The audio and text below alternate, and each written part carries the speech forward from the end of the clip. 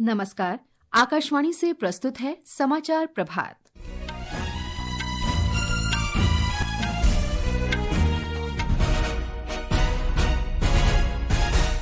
प्रधानमंत्री नरेंद्र मोदी गुजरात के 3 दिन के दौरे पर जामनगर पहुंचे।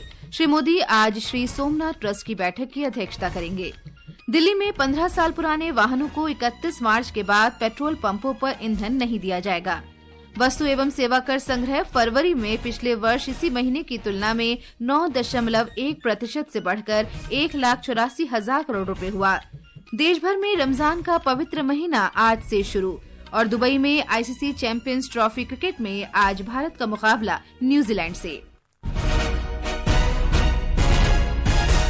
समाचार प्रभात के साथ मैं फरहत नाज।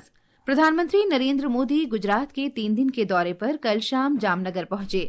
वे अगले 2 दिनों के दौरान कई कार्यक्रमों में हिस्सा लेंगे। हमारे संवाददाता ने बताया है कि श्री मोदी आज श्री सोमनाथ ट्रस्ट की बैठक की अध्यक्षता करेंगे। प्रधानमंत्री आज जामनगर में वन तारा पशु बचाव केंद्र का दौरा करेंगे, जिसके बाद वे सोमनाथ मंदिर में दर्शन और पूजा करेंगे। सोमनाथ मंदिर से प्रधानमंत्री सासणगीर में पहुंचेंगे और वहां पे सोमनाथ ट्रस्ट की बैठक की अध्यक्षता करेंगे। कल सुबह प्रधानमंत्री गिर राष्ट्रीय उद्यान में सफारी की सवारी करेंगे और सासणगीर में राष्ट्रीय वन्यजीव बोर्ड की 7वीं बैठक की अध्यक्षता करेंगे। यह बोर्ड वन्य जीवों और वनों के संरक्षण और विकास को बढ़ावा देने के लिए काम करता है और प्रधानमंत्री इसके अध्यक्ष है। अपर्णा खूंट, आकाशवाणी समाचार, अहमदाबाद।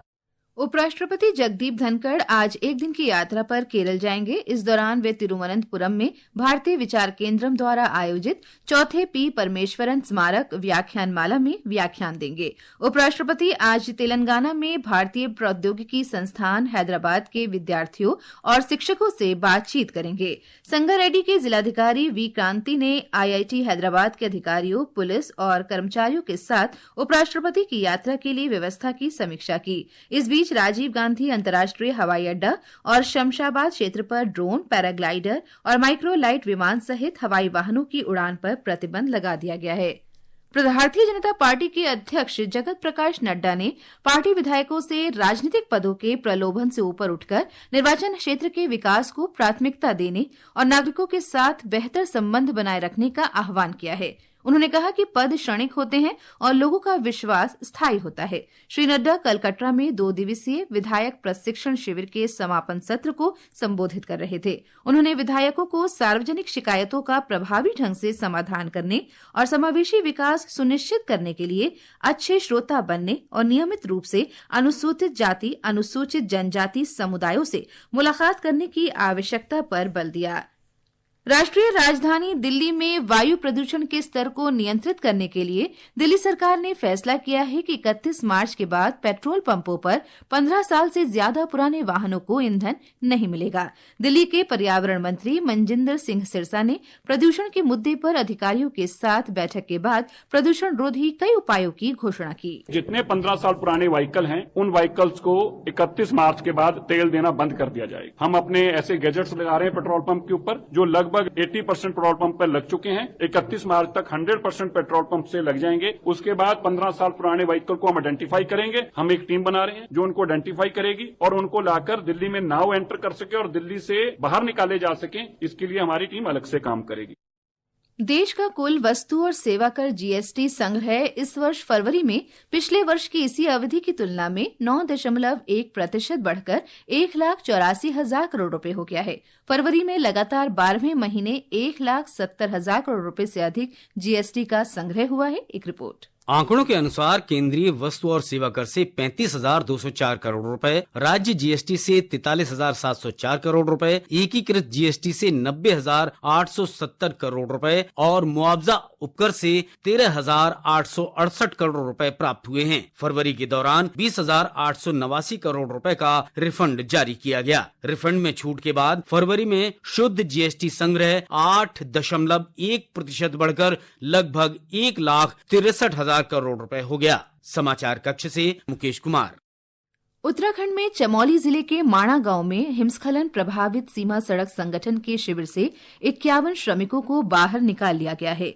आकाशवाणी से बातचीत में उत्तराखंड के आपदा प्रबंधन सचिव विनोद कुमार सुमन ने कहा कि बर्फ में फंसे बाकी मजदूरों का पता लगाने के लिए युद्ध स्तर पर तलाशी अभियान जारी है। विभिन्न राहत एजेंसियों जिसमें सेना, ITBP, BRO, आपदा प्रबंधन विभाग, जिला प्रशासन, पुलिस, NDRF, SDRF, स्वास्थ्य विभाग और कई एजेंसियों के सहयोग से हम लोगों ने रेस्क्यू अभियान चलाया। कुल 55 लोग इसमें फंसे हुए थे, जिसमें से अब तक हम लोग 51 को निकाल चुके हैं, जिसमें से 4 की डेथ भी हुई है और 4 लोग अभी भी खोज रहे हैं। हम लोग 6 से 7 फीट बर्फ वहाँ है, इसके बावजूद वहाँ लगातार सर्च अभियान चलाया जा रहा है।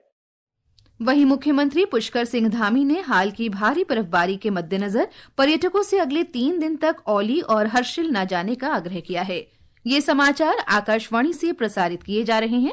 ताजा समाचार जानने के लिए आप हमारे social media handle X @AIR News Hindi को फॉलो कर सकते हैं। समाचार प्रभात में आपका फिर स्वागत है। पूरे देश में रमजान का पवित्र महीना आज से शुरू हो गया है। कल रात बड़ी संख्या में लोग मस्जिदों में विशेष नमाज तरावी अदा करने पहुंचे। रमजान इस्लामिक कैलेंडर का 9वां महीना है और महीने के अंत में ईद उल फित्र मनाई जाती है। वहीं खाड़ी देशों में आज पवित्र माह रमजान का दूसरा रोजा है।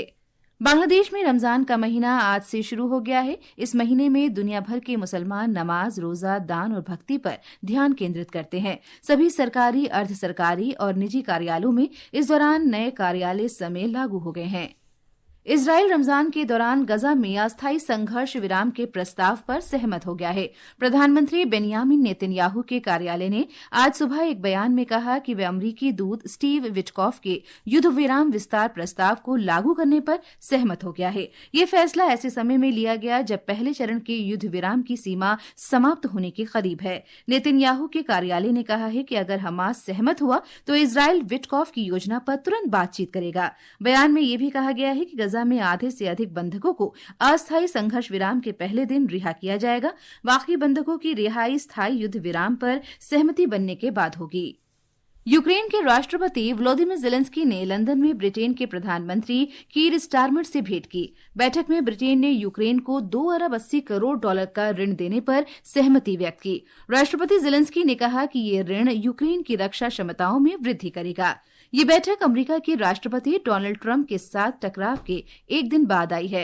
चर्चा में प्रधानमंत्री स्टारमर ने यूक्रेन के लिए ब्रिटेन के अटूट समर्थन का वायदा किया। उन्होंने यूक्रेन में स्थायी शांति प्राप्त करने की दिशा में काम करने के ब्रिटेन का संकल्प व्यक्त किया। राष्ट्रपति ज़ेलेंस्की ने समर्थन के लिए ब्रिटेन का आभार व्यक्त किया।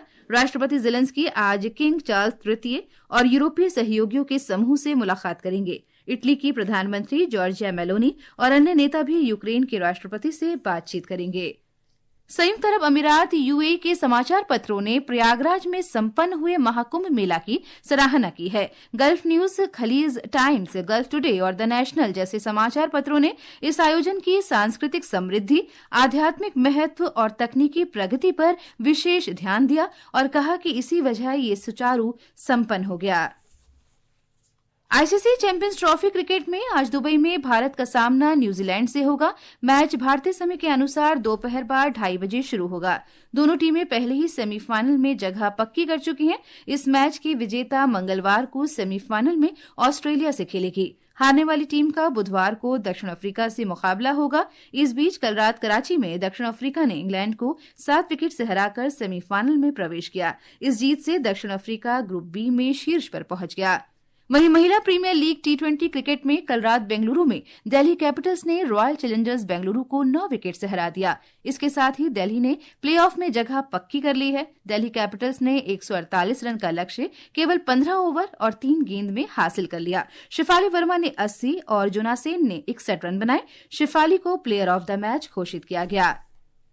दुबई ओपन टेनिस चैंपियनशिप में भारत के यूकी भाम्बरी और ऑस्ट्रेलिया के एलेक्सी पोपरिन की जोड़ी ने पुरुष डबल्स खिताब जीत लिया है। इस जोड़ी ने कल रात फाइनल में फिनलैंड के हैरी होलियोवारा और ब्रिटेन के हेनरी पैटन की जोड़ी को 3-6, 7-6, 10-8 से पराजित किया।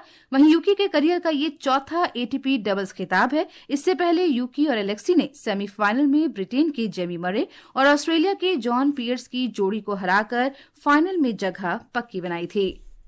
इंडियन सुपर लीग फुटबॉल में कल कोच्चि के जवाहरलाल नेहरू स्टेडियम में जमशेदपुर FC और केरल ब्लास्टर्स FC के बीच मुकाबला 1-1 गोल की बराबरी पर समाप्त हुआ। ईस्ट बंगाल आज कोलकाता के सॉल्ट लेक स्टेडियम में बेंगलुरु एफसी के साथ खेलेगी। ये मैच शाम 7:30 बजे शुरू होगा। मौसम विभाग ने आज लक्षद्वीप में अलग अलग स्थानों पर तेज बारिश की संभावना व्यक्त की है। असम, मेघालय, नागालैंड, मणिपुर, मिजोरम, त्रिपुरा, अरुणाचल प्रदेश, केरल, माहे में कई स्थानों पर गरज के साथ बारिश और तेज हवाएं चल सकती हैं। विभाग के अनुसार कर्नाटक के तटीय क्षेत्रों में पूरे दिन गर्म हवाएं चल सकती हैं। मौसम विभाग ने कहा है कि कोंकण और गोवा में कल तक गर्म और आर्द्र स्थिति बनी रहेगी। ये समाचार हमारी वेबसाइट www.newsonair.gov.in और हमारे news on AIR mobile app पर भी उपलब्ध हैं। और अब आज के समाचार पत्रों की सुर्खियों के साथ हैं अलका सिंह। धन्यवाद फरहत। यूक्रेन और अमेरिका के राष्ट्रपति के बीच तीखी तकरार की खबर आज सभी अखबारों की सुर्खी बनी है। राजस्थान पत्रिका लिखता है, ट्रंप के साथ तीखी तकरार के बाद जेलेंस्की खनिज समझौते को तैयार, व्हाइट हाउस में फजीहत के बाद नरम पड़े यूक्रेन के राष्ट्रपति। वहीं अमर उजाला ने उत्तराखंड में ग्लेशियर टूटने से बर्फ में दबे श्रमिकों को सुरक्षित बाहर निकालने की खबर सचित्र प्रकाशित की है। दैनिक जागरण ने पहाड़ी इलाकों में मौसम खराब होने की खबर को सुर्खी बनाया है। अब सुरक्षित स्थानों पर भेजे जाएंगे सैलानी। चमोली, उत्तरकाशी और टिहरी जिलों में 3 मार्च तक हिमस्खलन की संभावना। प्रदूषण पर काबू पाने के लिए दिल्ली सरकार ने कई बड़े फैसले लिए। 10 साल पुराने डीजल और 15 साल पुराने पेट्रोल वाहनों को 31 मार्च के बाद ईंधन मिलना बंद। दैनिक भास्कर सहित कई अखबारों की सुर्खी है। जनसत्ता ने खरीदारी शीर्षक से रमजान का महीना शुरू होने की खबर सचित्र दी है। महिला सम्मान योजना की शुरुआत इसी माह संभव। महिला दिवस पर होगा ऐलान। हर माह 2,500 रुपए मिलेंगे, हिंदुस्तान की खबर है। धन्यवाद अलका। और अंत में मुख्य समाचार एक बार फिर। प्रधानमंत्री नरेंद्र मोदी गुजरात के 3 दिन के दौरे पर जामनगर पहुंचे। श्री मोदी आज श्री सोमनाथ ट्रस्ट की बैठक की अध्यक्षता करेंगे। दिल्ली में 15 साल पुराने वाहनों को 31 मार्च के बाद पेट्रोल पंपों पर ईंधन नहीं दिया जाएगा। वस्तु एवं सेवा कर संग्रह फरवरी में पिछले वर्ष इसी महीने की तुलना में 9.1% से बढ़कर 1,84,000 करोड़ रुपए हुआ। देश भर में रमजान का पवित्र महीना आज से शुरू। और खेलों में दुबई में आईसीसी चैंपियंस ट्रॉफी क्रिकेट में आज भारत का मुकाबला न्यूजीलैंड से। इसके साथ ही समाचार प्रभात का ये अंक समाप्त हुआ। नमस्कार।